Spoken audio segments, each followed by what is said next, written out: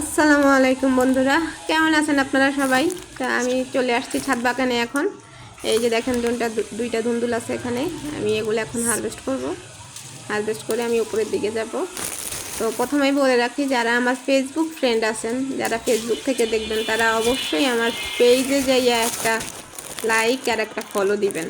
আর যারা ইউটিউবে থেকে দেখবেন, তারা অবশ্যই ইউটিউব চ্যানেলটাকে সাবস্ক্রাইব করবেন। তা আমি এখন দুইটা ধুন্দুল পেরে উপরের দিকে উঠতেছি। উপরের দিকে এই যে দেখেন আরও ছোট ছোট আছে ধুন্দুল, এগুলো আরও 2-3 দিন পরে পারবো। এগুলো আরও 2-3 দিন পরে খাওয়া যাবে। এখন আমি উপরে গেছি, একদম উপরে উঠে গেছি। এখন এই পাশে যেগুলো ধুন্দুল আছে আমি সেগুলোও হারভেস্ট করবো। এই যে এই পাশে একটা ধুন্দুল আছে, এটা নিলাম। এই যে এই পাশে ভিতরে আরও ধুন্দুল আছে, সেগুলো নিতেছি।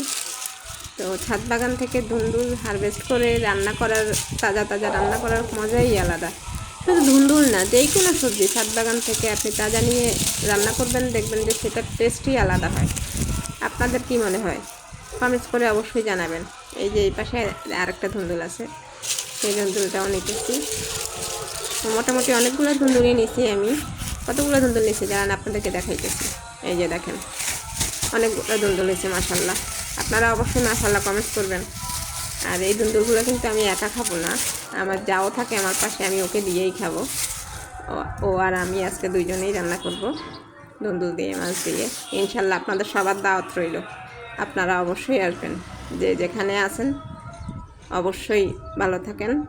আল্লাহ হাফেজ।